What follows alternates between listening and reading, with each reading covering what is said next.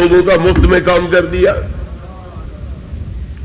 اس وقت حضرت خضر علیہ السلام نے کہا ھذا فراق بینی و بینک، بس اب تو اپنا راہ لے، میں اپنا راہ لیتا ہوں. میں نے پہلے کہہ دیا تھا تم صبر نہیں کر سکو گے، لیکن میں تجھے بتلاؤں کہ یہ جو کام میں نے کیے ہیں ان میں راز کیا تھا. کشتی کے پھٹے کیوں کھیڑے؟ کان وراءہم ملک یاخذ کل سفینۃ غصبا، پیچھے ظالم غاصب بادشاہ آ رہا تھا، ہر صحیح سالم کشتی کو اپنے قبضے میں لیتا جا رہا تھا. تو یہ کشتی اگر صحیح سالم رہتی تو وہ غصب کر لیتا، ان کی مزدوری بھی جاتی، کشتی بھی جاتی. تو میں نے پھٹے اکھیڑ دیے، یہ پانی جو تھوڑا بہت اندر آئے گا اسے باہر پھینکتے رہیں گے، کشتی قبضے میں بھی رہے گی اور مزدوری بھی آتی رہے گی، اجرت پہ کام بھی ان کا چلتا رہے گا. تو میں نے اچھا کیا یا برا کیا؟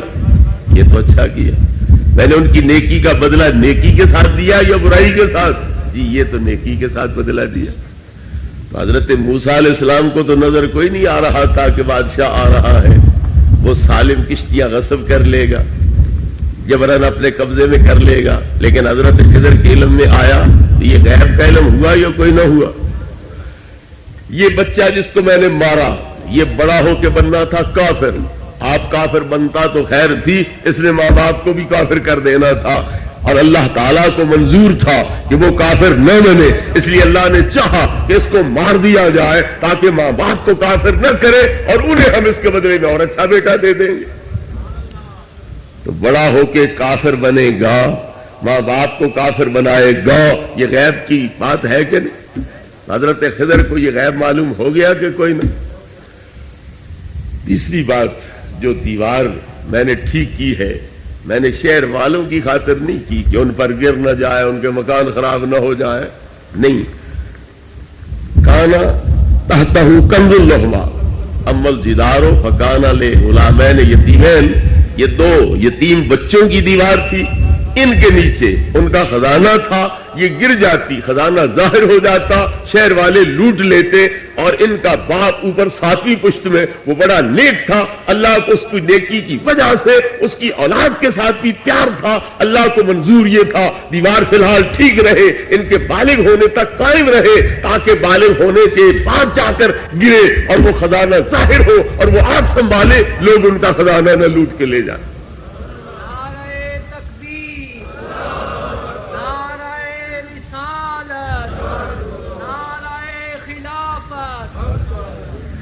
تو حضرت خضر علیہ السلام کو دیوار کے نیچے کیا ہے؟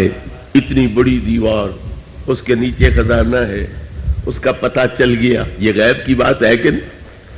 یہی اللہ نے حضرت خضر کی شان بیان کی. فواجدا عبدا من عبادنا آتیناہ رحمتا من عندنا وعلمناہ من لدنا علما.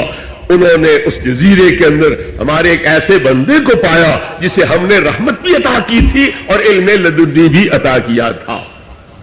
تو علم لدنی سے مراد کیا ہے؟ علم غیب.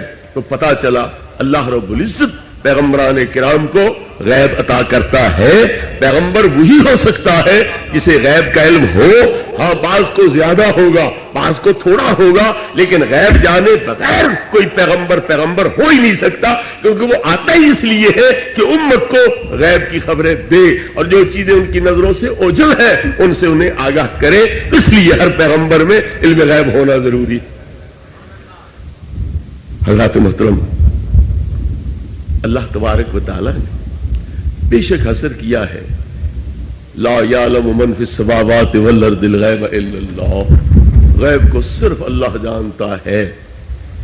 حصر کے طور پر بات کی ہے، لیکن یہ بھی بات ذہن نشین رہنی چاہیے کہ حصر نبی پاک کے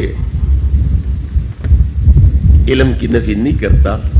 اللہ نے نبی کو اپنے 7 احکام میں شامل کیا ہوا ہے، اس لیے نبی کریم علیہ السلام کی علم کی اس سے نفی نہیں ہوتی. دیکھو اللہ فرماتا ہے وما رمیت اذ رمیت ولکن اللہ رما. جب کہ تم نے مارا وہ تم نے نہیں مارا تھا، وہ میں اللہ نے مارا تھا. تو نبی کریم علیہ الصلوۃ والتسلیم کے مارنے کی اللہ نے نفی بھی کی، ثابت بھی کیا کہ تم نے مارا. تو نبی کریم علیہ الصلوۃ والتسلیم سے نفی کر کے اپنی ذات میں اس کا حصر کر دیا کہ تم نے نہیں مارا تھا، جبکہ تم نے مارا تھا، لیکن وہ اللہ نے مارا تھا. تو پتا چلا کہ اللہ اپنی ذات میں مارنے کا حصر بھی کر رہا ہے کہ صرف میں نے مارا، اور ساتھ نبی پاک کے لیے بھی ثابت کر رہا ہے تم نے بھی مارا. اسی طرح اللہ فرماتا ہے ان الذین یبایعونک انما یبایعون اللہ، بے شک جو لوگ تم سے بیعت کرتے ہیں وہ صرف اللہ کے ساتھ بیعت کرتے ہیں. تو صرف اللہ سے بیعت کب ہوئی؟ تو نبی پاک سے بیعت پہلے خود قرآن میں ثابت کر دی. ان الذین یبایعونک، بے شک جو لوگ تمہارے ساتھ بیعت کرتے ہیں. تو آپ کے ساتھ بیعت بھی ثابت کر دی، پھر یہ بھی فرمایا کہ ان کی بیعت صرف اللہ رب العزت کے ساتھ ہے. تو پتا چلا یہ حسر نبی کریم علیہ الصلوۃ والتسلیم کے علم کی نفی نہیں کرتا، کیونکہ اللہ رب العزت نے احکام کے اندر نبی کریم علیہ السلام کو اپنے ساتھ شامل کر رکھا.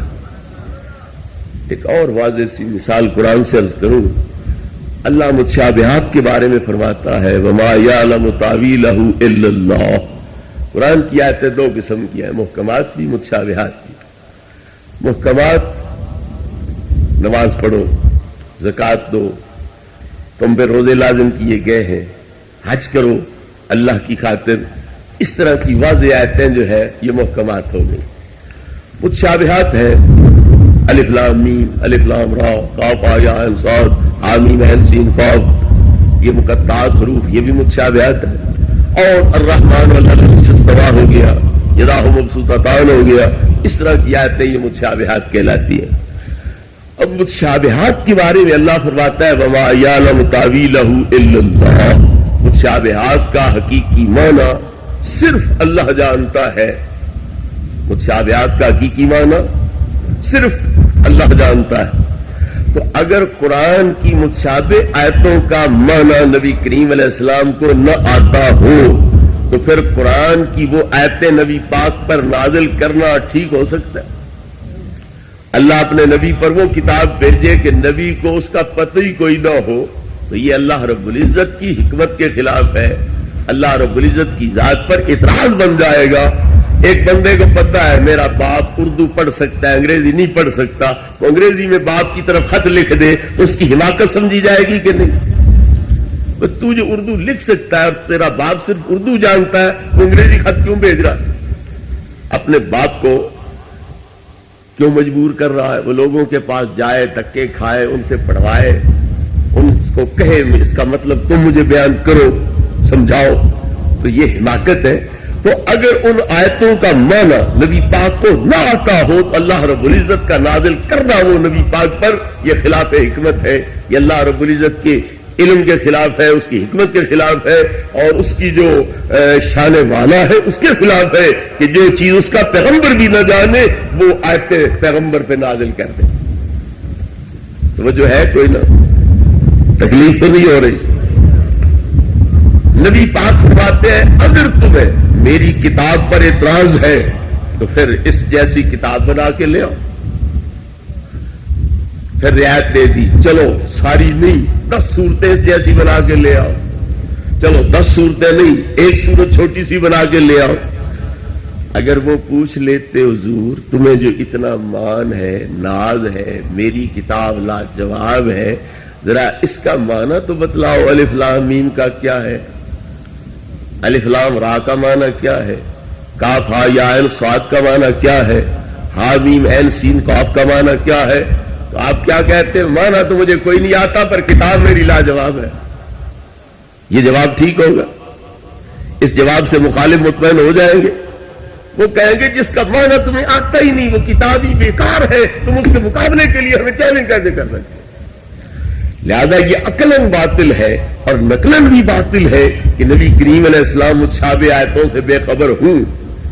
عقلاً اس لیے باطل جو میں پہلے وجہ بیان کر چکا کہ آپ قرآن کے ساتھ انہیں چیلنج دے رہے ہیں اور وہ پوچھے اس کا معنی بتلاؤ، آپ کا معنی تو مجھے نہیں آتا پر کتاب لاجواب ہے.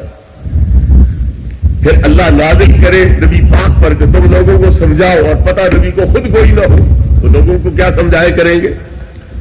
تو عقلاً بھی باطل ہے کہ قرآن کی کچھ ایسے آیتیں ایسی ہوں جو نبی کو معلوم نہ ہو. نقلاً بھی باطل ہے. کیوں؟ اللہ فرماتا ہے محبوب قرآن سمجھا سمجھانا میرے ذمے آ گیا، قرآن سمجھانا میرے ذمے آ گیا، ثم ان علینا بیانہ، قرآن کی تفسیر پڑھانا، یہ قرآن سمجھانا میرے ذمے آ گیا۔ تو اللہ نے سارے قرآن کے پڑھانے سمجھانے کی جب ذمہ داری لی ہے، پھر کچھ پڑھائے کچھ نہ پڑھائے، کچھ سمجھائے کچھ نہ سمجھائے، اللہ نے ذمہ داری پوری کی۔ لازم آئے گا کہ اللہ رب العزت اپنی ذمہ داری پوری کرنے سے عاجز رہا، قاصر رہا، تو لہذا نقلن بھی باطل کہ کچھ قرآن اللہ پڑھائے سمجھائے کچھ نہ پڑھائے، اور عقلن بھی باطل، حالانکہ قرآن میں ہے وما یعلم تاویلہ الا اللہ، کہ ان متشابہات کا حقیقی معنی نہیں جانتا مگر اللہ، تو ماننا پڑے گا بذات خود جانتا ہے اللہ، اور نہیں جانتا ہے اللہ کے جتلانے سے۔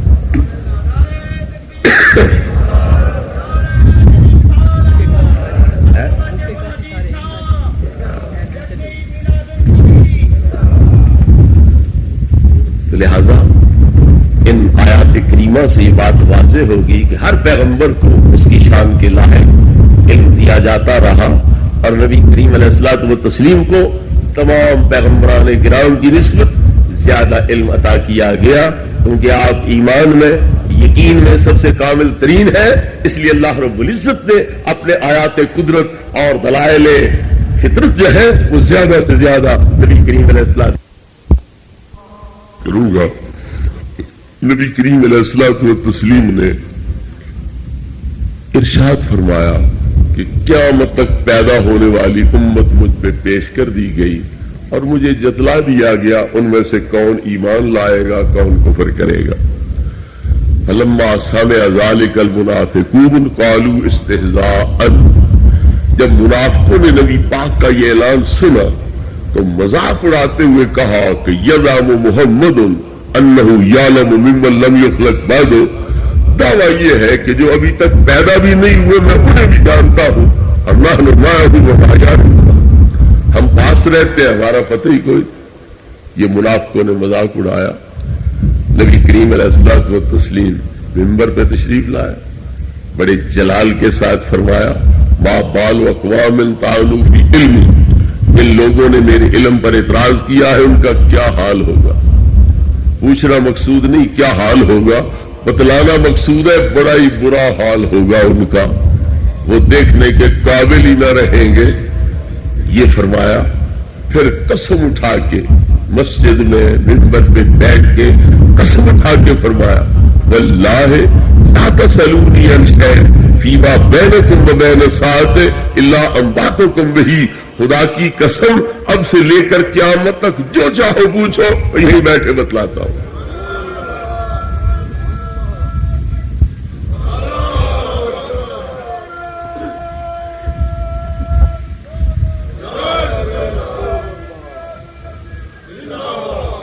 حلفی بیان نبی پاک نے دیا مسجد میں منبر پہ بیٹھ کے کہ خدا کی قسم اب سے لے کر قیامت تک جو چاہو پوچھو وہ یہی بیٹھے بتلاتا ہوں۔ میں یہ پوچھوں گا کہ اگر علم نہیں تھا قیامت تک کی چیزوں کا تو اعلان کیا کہ اب سے لے کر قیامت تک جو چاہو پوچھو میں یہی بیٹھے بتلاتا ہوں، یہ اعلان جھوٹا ہوگا یا سچا ہوگا؟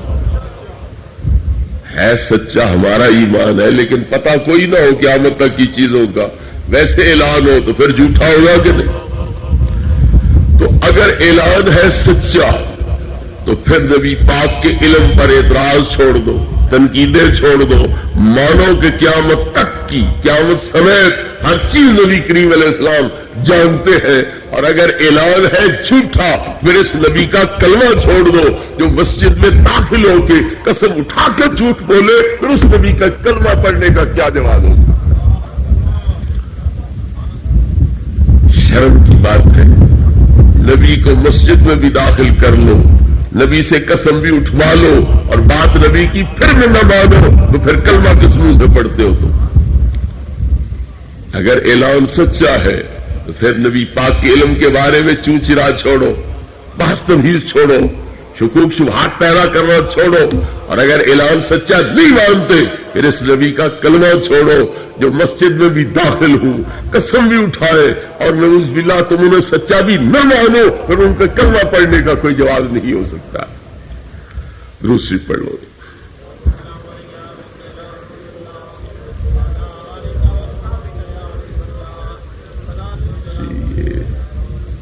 انسلا نے لکھے کون پڑھ سی؟ آپ نے فرمایا کہ نبیوں کو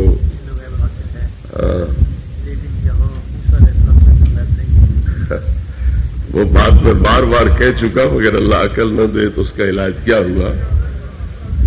میں نے یہ کہا تھا کہ ہر پیغمبر میں علم غیب ضروری ہے، لیکن تھوڑا یا بہت یہ علیحدہ مسئلہ ہے۔ فی نفسی علم غیب ہر پیغمبر کے لیے ضروری ہے۔ موسیٰ علیہ السلام نے امت کو اللہ کے بارے میں بتلایا تھا، کوئی نہ، جنت دوزخ کے بارے میں بتلایا تھا، کوئی نہ، تو پھر یہ غیب کی خبریں کوئی نہیں دی تھی، یہ غیب کا علم آپ کو کوئی نہیں تھا۔ میں نے یہ دعویٰ نہیں کیا کہ سارے پیغمبر علم غیب میں برابر ہیں، بعض کا زیادہ ہے بعض کا تھوڑا ہے، لیکن کوئی پیغمبر بغیر علم غیب کے پیغمبر بن ہی نہیں سکتا۔ میں پوچھتا ہوں کہ موسیٰ علیہ السلام نے قوم کو یہ بتلایا تھا کہ نہیں؟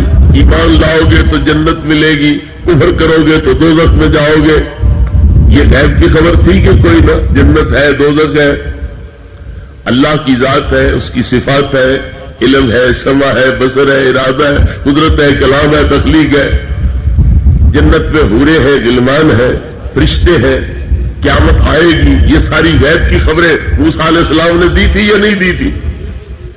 تو پھر علم غیب تو ہوا نا۔ اور یہ میں نے پہلے وضاحت کر دی تھی کہ تھوڑا ہونا یا زیادہ ہونا علیحدہ بات ہے، فی نفس سے ہی ہر پیغمبر میں علم غیب ضروری ہے۔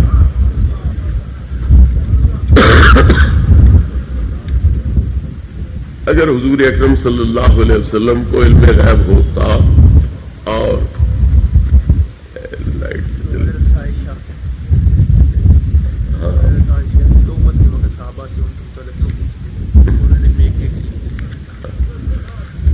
حضرت عائشہ صدیقہ رضی اللہ تعالی عنہا پر تہمت لگی تو نبی کریم علیہ الصلوۃ والتسلیم صحابہ سے مشورہ لیتے رہے، تو اعتراض یہ ہے کہ اگر علم غیب ہوتا تو حضرت عائشہ کے بارے میں صحابہ سے کیوں پوچھتے، مشورہ کیوں لیتے؟ اس سے پتہ چلا کہ علم غیب نہیں ہے۔ اللہ رب العزت نے آدم علیہ السلام کے پیدا کرنے کے بارے میں فرشتوں سے مشورہ لیا کہ میں زمین میں خلیفہ بنانا چاہتا ہوں، تمہاری رائے کیا ہے؟ تم کیا مشورہ دیتے ہو؟ انہوں نے کہا اتجعل فیہا ویفسد فیہا ویسفک الدماء، وہ فساد پھیلائیں گے، خونریزیاں کریں گے، قتل و غارت کریں گے۔ تو اللہ نے آدم علیہ السلام کے پیدا کرنے میں فرشتوں سے مشورہ لیا، فرشتوں نے اپنی سمجھ کے مطابق مشورہ دیا، تو پھر مشورہ لینے سے اگر علم غیب کی نفی ہو جاتی ہے پھر اللہ کے علم غیب کا بھی صفایا ہو گیا۔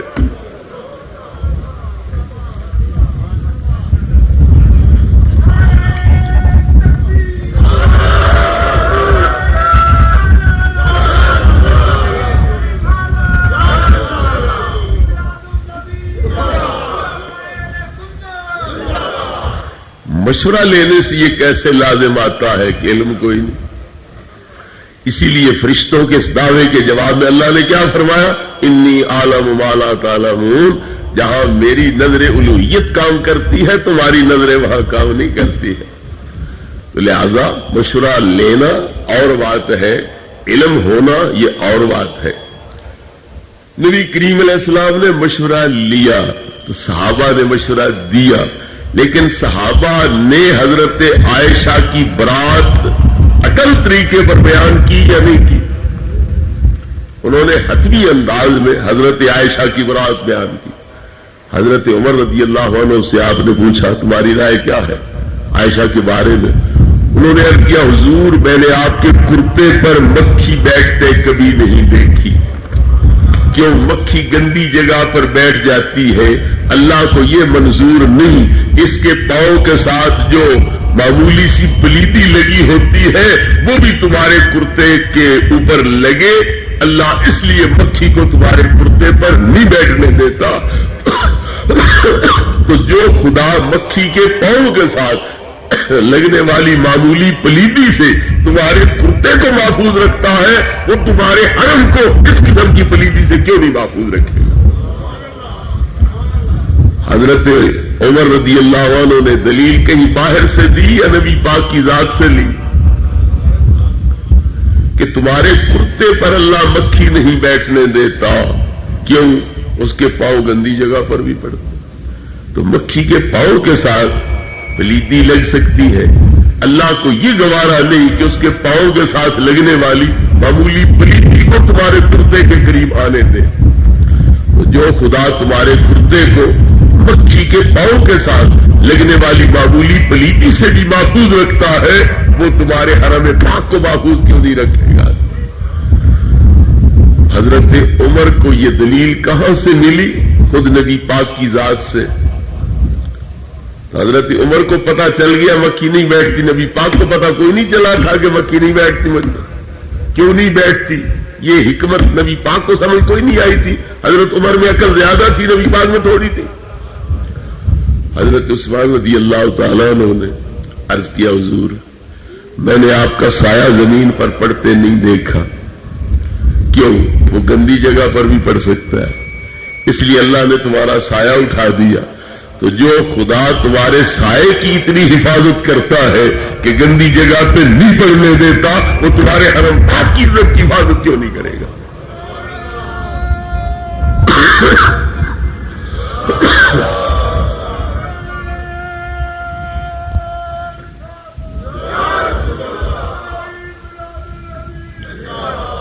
حضرت علی مرتضی شیر خدا رضی اللہ عنہ نے عرض کیا، حضور تم جوڑا پہن کے مسجد میں آئے، نماز شروع فرما دی، اے نماز میں اللہ نے تمہارا جوڑا اتروا دیا، کس کے ساتھ نامناسب چیز لگی ہے، یہ تمہاری شان کے لائق نہیں ہے، اسے اتار دو۔ تم نے اتارا، ہم نے بھی اتار دیا۔ تو جو خدا تمہارے پاؤں کی جوتی کے ساتھ ایسی نامناسب چیز دیکھے تو اے نماز کی حالت میں اتروا دیتا ہے۔ اگر وہ عائشہ کے اندر کوئی ایسی کمزوری دیکھتا تو کب کی طلاق دلوا دیتا۔ آج تک اللہ تعالی کی طرف سے خاموشی ہے، اس لیے علی کا ایمان ہے کہ عائشہ پاک دامن ہے، ورنہ اللہ رب العزت فوری طور پر طلاق کا حکم دے کے الگ کروا دیتا۔ تو یہ دلیل حضرت علی نے بھی کہیں باہر سے لی یا نبی پاک کی ذات سے لی؟ حضرت عثمان نے وہ دلیل باہر سے لی یا نبی پاک کی ذات سے لی؟ تو جنہوں نے مشورہ دیا انہوں نے حضور کی ذات ہی سے یہ دلائل اخذ کیے۔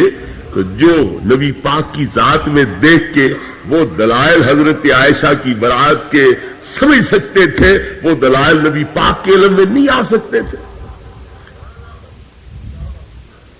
بات یہ تھی، مسئلہ تھا گھر کا، مسئلہ تھا عزت کا۔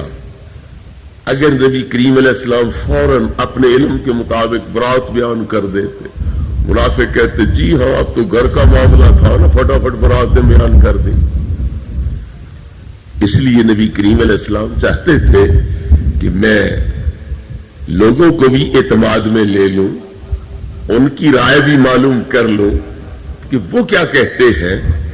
یہ نہ ہو کہ میں آپ ہی برات بیان کر دوں تو منافق کہیں گے جی ہاں جی اب تو گھر کا معاملہ تھا نا، اس لیے اب مکھی کو حلال سمجھ لیا ہے اور حل لمبی ڈال دی ہے اور خواہ برات بیان کر دی ہے جان بوجھ کے حضرت عائشہ کی محبت کی وجہ سے۔ اس لیے نبی کریم علیہ الصلوۃ والتسلیم چاہتے تھے کہ صحابہ کرام علیہ رضوان کو اعتماد میں لیا جائے، ان کی رائے معلوم کی جائے، اور پھر امت کو سبق بھی دینا مقصود تھا کہ گھر کا معاملہ ہو، عزت کا معاملہ ہو، انتہائی نازک معاملہ ہو، پھر بھی جو قریبی ہے ان کو اعتماد میں لیے بغیر ویسے ہی نہیں حکم دے دینا چاہیے، اعلان ویسے ہی نہیں کر دینا چاہیے، یہاں بھی صلاح مشورہ ضرور کرنا چاہیے۔ اللہ نے فرمایا شاورہم فی الامر، ہر معاملے میں ان صحابہ کے ساتھ مشورہ کیا کرو، نبی پاک نے اس حکم کی تعمیل کرتے ہوئے اور صحابہ کو ٹریننگ دیتے ہوئے کہ نازک سے نازک مسائل میں بھی اپنے تعلق والوں کے ساتھ ضرور صلاح مشورہ کر کے پھر فیصلہ لوگوں کو سنایا کرو. وقتی طور پر اپنی جوش میں آ کر نہیں فیصلہ کر دینا چاہیے. تو نبی کریم علیہ الصلوۃ والتسلیم کو علم تھا یا نہیں تھا؟ اب یہ سنیے. بخاری شریف باب الافک مفصل روایت. نبی کریم علیہ الصلوۃ والتسلیم نے مسجد میں کھڑے ہو کر اعلان کیا واللہ لا ارا فی اہلی الا خیرا. خدا کی قسم میں اپنی بیوی کو پاک دامن سمجھتا ہوں.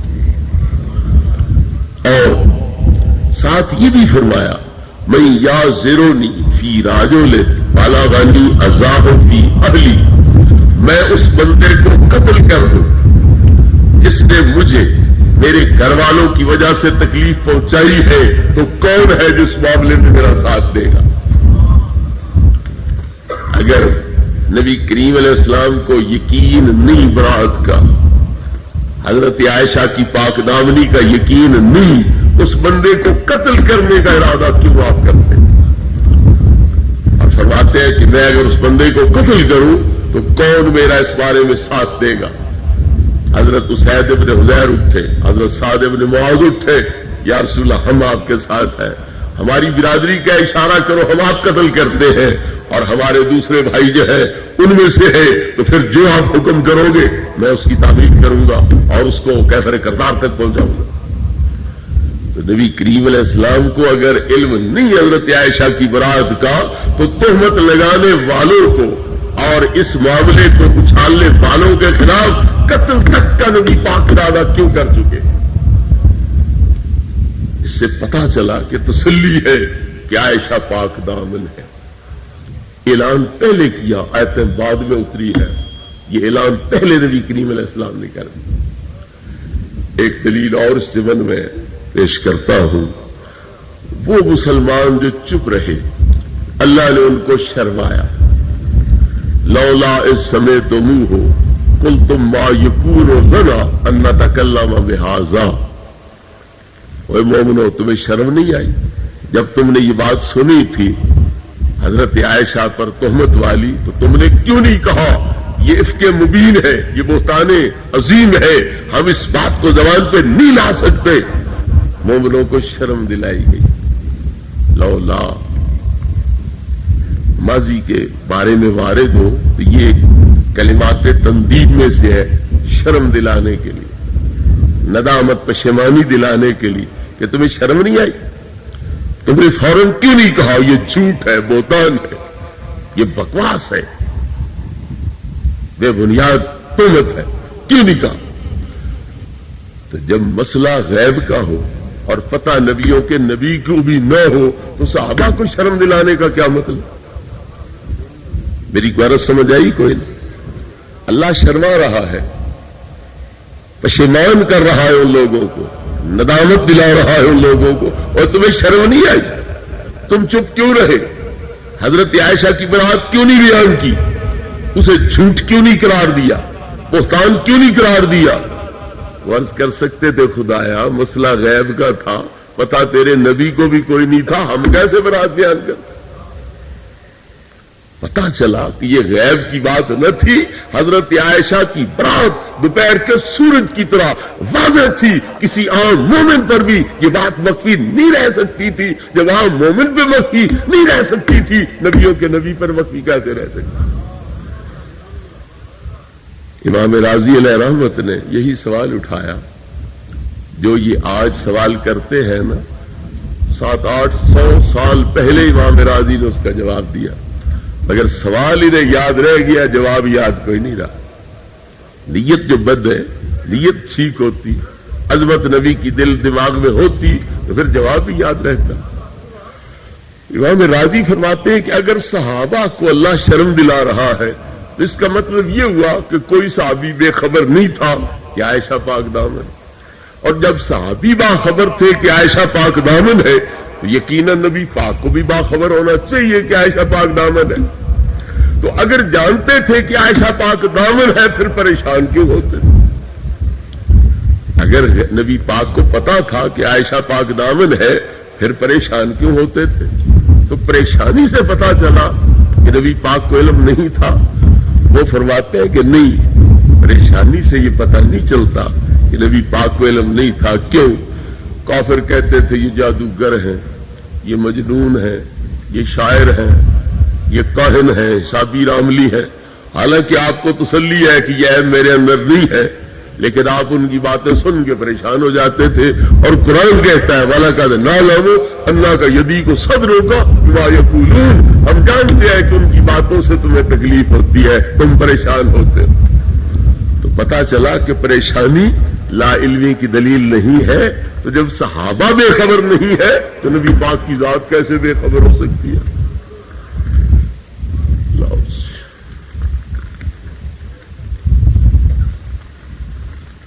حضور اکرم صلی اللہ علیہ وسلم کے لیے اطلاع علی الغیب یا اظہار غیب تو ٹھیک ہے، علم غیب کا اطلاع حضور کے لیے اکٹھا، یعنی علم اور غیب کا لفظ اکٹھا قرآن مجید میں کہیں ہے تو دکھاؤ.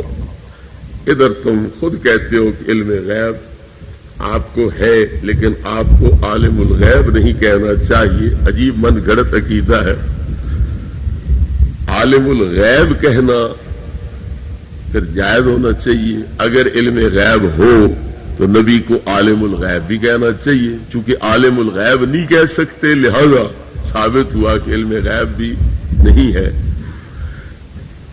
اگر نبی کریم علیہ السلام میں رحمت ہوتی تو آپ کو رحمان بھی کہہ سکتے، لیکن رحمان نہیں کہہ سکتے لہذا ثابت ہوا کہ آپ میں رحمت ہی کوئی نہیں. یہ دلیل ٹھیک ہے؟ رحمان کا لفظ نبی پاک پہ بولنا جائز ہے. رحمان کا معنی ہے بہت رحمت والا. تو پھر جب رحمان کا لفظ نہیں بول سکتے تو اس کا مطلب یہ ہوا کہ آپ میں رحمت کوئی نہیں. یہ دلیل ٹھیک ہے؟ حماقت اس میں یہ کار فرما ہے کہ اللہ کی صفتوں میں سے کوئی صفت نبی پاک پر تب بول سکتے ہیں جب قرآن حدیث میں وارد ہو. قرآن حدیث میں نہ وارد ہو وہ لفظ نہیں استعمال کر سکتے. تو رحمان کا لفظ نبی پاک پر قرآن حدیث میں نہیں بولا گیا لہذا نہیں بول سکتے. رحیم کا لفظ بولا گیا، رؤوف کا لفظ بولا گیا. اللہ بھی رؤوف رحیم ہے، نبی پاک بھی رؤوف رحیم ہے. تو جو بولا ہے قرآن نے حدیثوں میں ہے وہ بول سکتے ہیں، جو نہیں بولا ہے وہ نہیں بول سکتے. ان اللہ بالناس لرؤوف رحیم، اللہ بھی رؤوف رحیم ہے. نبی کریم علیہ السلام کے بارے میں بھی رؤوف رحیم کا ذکر کیا گیا ہے، لیکن رحمان کا ذکر نہیں کیا گیا. رحمان کا لفظ نہیں بولیں گے لیکن رحمت للعالمین کی صفت نبی پاک میں ثابت کریں گے. اگر رحمان کا لفظ بولتے تو اس کا مطلب یہی ہوتا نا کہ رحمت کی انتہا آپ میں ہے. تو پھر کائنات ساری کے لیے رحمت ہونا رحمت کی انتہا ثابت کر رہا ہے کہ نہیں؟ کہ کوئی چیز کائنات کی نبی پاک کی رحمت سے باہر نہیں ہے. معنی رحمان والا موجود ہے لیکن لفظ رحمان کا نہیں بول سکتے. اسی طرح نبی کریم علیہ السلام و تسلیم میں علم غیب موجود ہے. عالم الغیب کا معنی آپ کی شان کے لحاظ سے موجود ہے لیکن لفظ کیوں نہیں بول سکتے کہ قرآن حدیث میں یہ صفت اللہ کی نبی پاک پر نہیں اطلاع کی گئی. قرآن میں اکٹھا لفظ دکھلاؤ، تم قرآن میں اکٹھا کلمہ دکھلاؤ. لا الہ الا اللہ محمد رسول اللہ اکٹھا کہیں لکھا ہوا دکھا دو. چونکہ اکٹھا کوئی نہیں لہذا یہ کلمہ ہی کوئی نہیں، اس پر ایمان لانا ہی ضروری کوئی نہیں. یہ ایک آڑ ہے، یہ دھوکے بازی اور فریب کاری ہے. فرق صرف یہ ہے کہ علم غیب کا لفظ یعلم الغیب کا لفظ نہیں بولا گیا. کیوں؟ عالم یعلم کا لفظ وہاں بولا جاتا ہے جہاں کوئی بلا واسطہ جانے، براہ راست جانے، بذات خود جانے، وہاں عالم یعلم کے لفظ استعمال کیے جاتے ہیں.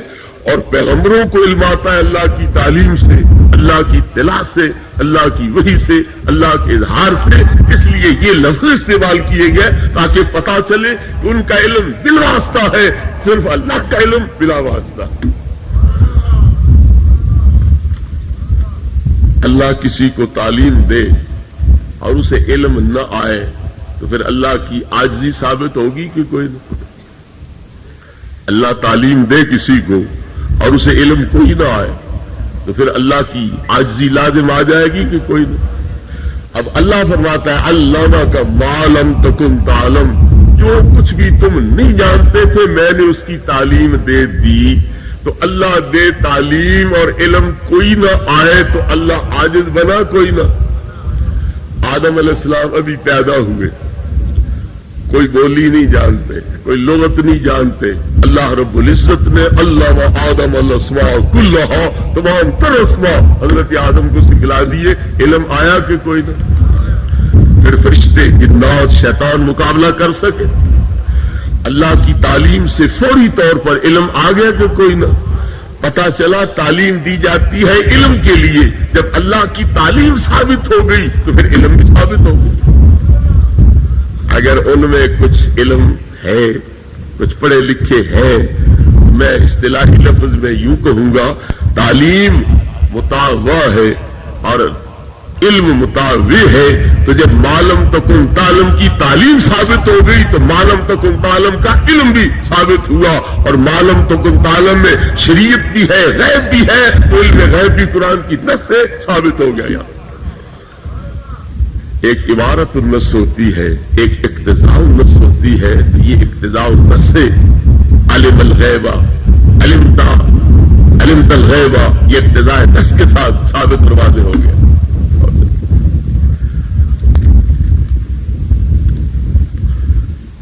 تم کہتے ہو کہ قرآن کی تکمیل کے ساتھ علم ما کان ما یکون مکمل ہو گیا، حالانکہ حوض کوثر پر حضور اکرم صلی اللہ تعالی علیہ وسلم کچھ لوگوں کو پہچان نہیں سکیں گے. یہ کہتے ہیں کہ نبی کریم علیہ الصلوۃ والتسلیم حوض کوثر پر کھڑے ہوں گے، کچھ لوگ فرشتوں سے بھاگ کے نبی کریم علیہ السلام کے پاس پہنچ جائیں گے.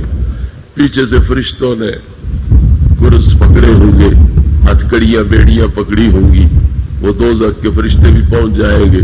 وہ کہیں گے یا رسول اللہ یہ ہمارا مال ہے، ہمیں دیا جائے، اجازت فرماؤ، لے جائیں دوزخ میں ڈالیں.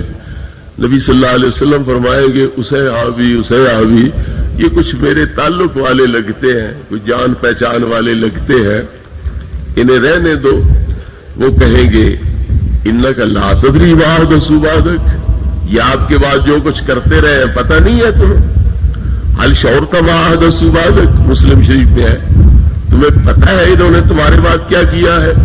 آپ فرمائے گے سحقن سحقن لمن غیر بعدی، جو میرے بعد بدل گئے دور کر لو انہیں مجھ سے، لے جاؤ انہیں، ڈالو دوزخ میں ان کو. یہ روایت ہے جس سے یار لوگوں نے یہ ثابت کیا کہ نبی کو غیب کا علم کوئی نہیں پتا چلا نبی پاک کو کہ یہ اپنے ہیں بیگانے ہیں، لہذا ثابت ہو گیا ما کان ما یکون کا علم کوئی نہیں. یہ واقعہ حوض کوثر پر لوگوں کا جانا، فرشتوں کا پیچھے سے پہنچنا، فرشتوں کا کہنا ہمارے حوالے کرو، نبی پاک کا فرمانا ٹھہرو، رہنے دو، کچھ میرے جان پہچان والے ہیں. یہ واقعہ گزر چکا ہے یا آئے گا؟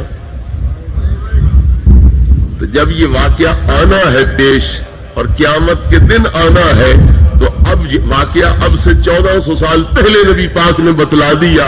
تو اس واقعہ کی جو 1400 سال پہلے بتلایا اور ابھی پیش نہیں آیا، پیش قیامت کو آئے گا، تو کتنا دور کا غیب ہے اور نبی پاک کے علم میں تھا یا نہیں تھا یہ غیب؟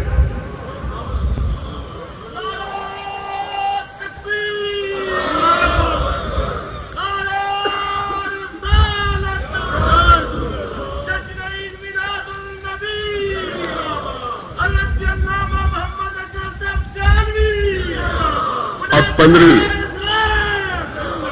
15ویں صدی جا رہی ہے، ابھی تک تو وہ واقعہ نہیں نہ پیش آیا. ابھی پتہ نہیں 1000 سال 2000 سال 4000 سال اور گزریں گے، پھر قیامت قائم ہوگی، پھر یہ واقعہ پیش آئے گا. تو ہزاروں سال واقعہ بعد میں پیش آئے گا، خبر نبی کریم علیہ السلام پہلے دے چکے ہیں کہ ایسا واقعہ پیش آئے گا، تو واقعہ پیش آنے سے پہلے جاننا اور اس کی خبر دینا، یہ علم غیب اور خبر غیب کی ہے یا نہیں ہے؟ تو پھر ان لوگوں کو مینٹل ہسپتال میں داخل کرانا چاہیے کہ نہیں جو اس حدیث کو غیب کی نفی میں پیش کر رہے ہیں؟ پاگل خانے میں ان کو داخل کرانا چاہیے کہ نہیں؟ ہزاروں سال واقعہ بعد میں پیش آنے والا ہے، لیکن نبی کریم علیہ السلام آج سے 1500 سال پہلے اس کی خبر دے چکے۔ تو پھر قیامت کے دن جب واقعہ پیش آئے گا تو پھر تو جانی پہچانی چیز سامنے پیش آ رہی ہے نا، جس کی خبر آپ پہلے دے چکے ہیں وہ چیز پیش آ رہی ہے، تو پھر غیب کے انکار میں اسے پیش نہ کرو، پھر یہ کہو کہ نبی ہمارے کا حافظہ خراب تھا، آپ کو یاد شے کوئی نہیں رہتی تھی، جانی پہچانی چیزیں آپ کو بھول جاتی تھی، پھر یہ دلیل تم بیان کر سکتے ہو، یہ نہیں پیش کر سکتے کہ غیب نہیں جانتے۔ پھر یہ کہو بھی ان کو معلومات جو ہے وہ بھول جاتی تھی، یاد نہیں رہتی تھی، پھر یہ کہو کہ ان کا دماغ ٹھیک نہیں تھا، حافظہ ٹھیک نہیں تھا، نعوذ باللہ، پھر یہ بکواس تو کر سکتے ہو، یہ کیسے کہہ سکتے ہو کہ ان کو غیب کا علم نہیں تھا؟ آؤ ایک بات اور میں ضمن میں عرض کروں، نبی کریم علیہ الصلوۃ والتسلیم کی امت کے چہرے ہاتھ پاؤں نور ہوں گے کہ کوئی نہ؟ نبی کریم علیہ السلام نے نبی کریم علیہ السلام سے صحابہ نے عرض کیا حضور ہمیں قیامت کو پہچان لو گے؟ ہاں کیوں نہیں پہچانوں گے یا رسول اللہ، کیسے پہچانو گے؟ ساری جو آدم کی اولاد چہرے مورے ملتے جلتے ہوں گے، شکلیں شباہتیں ملتی جلتی ہوں گی، کیسے پہچانو گے؟ لکم سیما لیست لغیرکم، تمہاری ایک علیحدہ نشانی ہوگی، تم نکھرے نکھرے ہوگے، التباس اجتماع لوگوں کے ساتھ تمہارا نہیں ہو سکے گا۔ کیوں؟ انتم غر محجلون یوم القیامت من آثار الوضو، وضو کی وجہ سے تمہارے چہرے نور، تمہارے ہاتھ نور، تمہارے پاؤں نور ہوں گے۔ آپ نے زمیندارے انداز میں یہ مسئلہ سمجھایا کہ ایک چراگاہ کے اندر دو شخصوں کے گھوڑے چل رہے ہوں، ایک کے ہوں سارے کالے مشکے، سنگوں کے سرے تک کالے ہوں، اور دوسرے آدمی کے گھوڑے باقی تو کالے ہوں اور ماتھا سفید ہو، چاروں پاؤں سفید ہوں، تو یہ پنج کلیان گھوڑوں والا دوسرے کالے مشکے گھوڑوں سے اپنے پہچان سکے گا کوئی نہ؟ یار سنو تو بڑی کھلی نشانی ہے، واضح نشانی ہے، کیوں نہیں پہچانے گا؟ فرمایا پھر تم بھی پانچ کلیان بنے ہوگے، تمہارے چہرے نور، ہاتھ نور، پاؤں نور، اس لیے تمہیں میں پہچان لوں گا۔ تو یہ جو ٹولی حوض کوثر پہ آپ کے پاس آئے گی، ان کے چہرے نور، ہاتھ نور، پاؤں نور ہے یا نہیں؟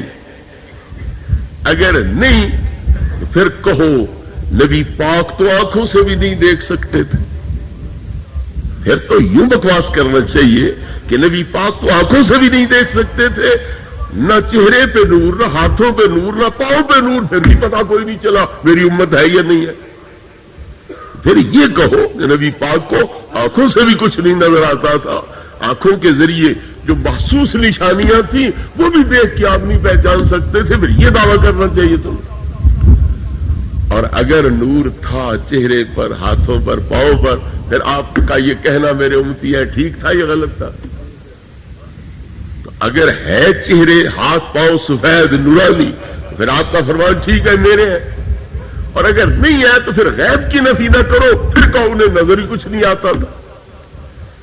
بات دراصل یہ ہے، وہ تھے منافق، یہاں دیتے تھے چکر، یہاں فراڈ کرتے تھے، اللہ نے ان کے فراڈ کے جواب میں کیا فرمایا؟ کر لو مذاق، وقت آئے گا ہم بھی جواب اس کا دیں گے تمہیں۔ انما نحن مستہزئون، ہم مسلمانوں سے مذاق کرتے ہیں، ٹھٹھا کرتے ہیں۔ کافروں کے پاس جاتے تو انما معکم، ہم ہمیشہ کے لیے تمہارے ساتھ۔ مومنوں کے سامنے آتے تو آمنا، ہم مومن ہو چکے ہیں۔ وہ کہتے ہو ظالمو تم ہمارے ساتھ ہو تو مومنوں کے سامنے جا کے تم کہتے ہو آمنا؟ تو یہ کہتے انما نحن مستہزئون، ہم ان کو بیوقوف بناتے ہیں، ان کے ساتھ ٹھٹھے کرتے ہیں، مذاق کرتے ہیں۔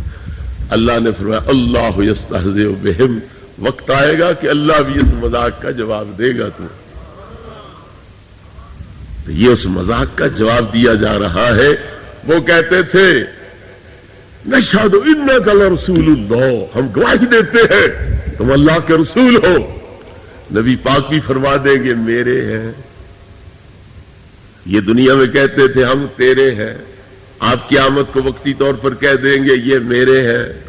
فرشتے کہیں گے حضور یہ تو بعد میں بڑے غلط کار ہو گئے تھے، اور اچھا لے جاؤ دوزخ میں ڈال دو۔ تو وہ دنیا میں نبی پاک کا امتی ہونے کا اظہار کرتے تھے، نبی پاک نے اس کے بدلے میں اپنا امتی ہونے کا اظہار کر دیا۔ فرشتوں نے کہا آپ کو پتہ نہیں یہ کیا کرتے رہے، اور اچھا لے جاؤ انہیں دوزخ میں ڈال دو۔ تو یہ اللہ یستہزئ بہم، تم یہاں مذاق کرو، ہم اس کا بدلہ تمہیں قیامت کو دیں گے۔ حدیث پاک میں آتا ہے دوزخ کا دروازہ کھل جائے گا، منادی ہوگی دوزخ کا دروازہ کھل گیا، جنہوں نے بھاگنا ہے بھاگ جاؤ، نکل جاؤ یہاں سے۔ یہ دوڑیں گے منافق، جب دروازے کے قریب پہنچ لیں گے دروازہ بند ہو جائے، پھر کھڑے کے کھڑے رہ جائیں گے۔ اللہ یستہزئ بہم، یہ دنیا میں مذاق کرتے تھے، اللہ پھر قیامت اور اس کے بعد ان کو اس مذاق کا جواب دے گا، بدلہ دے گا۔ اور ایک بات یاد رہے، جہاں امید ہی کوئی نہ ہو وہاں ارمان کوئی نہیں لگتا۔ جہاں امید ہی کوئی نہ ہو، اگر کام نہ کرے وہ بندہ جس سے پہلے ہی امید کوئی نہیں تو اتنا ارمان نہیں لگتا، مگر جہاں امید ہو اور پھر وہ کام نہ کرے ارمان لگے گا کہ نہیں؟ اس لیے نبی کریم علیہ السلام پہلے امید دلائیں گے اسے آبی کہ میرے کچھ جان پہچان والے ہیں، رہنے دو، اچھی بات ہے۔ یہ خوش ہو جائے گا، چلو دنیا میں بھی داؤ لگ گیا، یہاں بھی داؤ لگ رہا ہے، لیکن کچھ دیر کے بعد پردہ چاک ہو جائے گا اور فرمائیں گے آپ لے جاؤ دوزخ میں ڈال دو۔ امید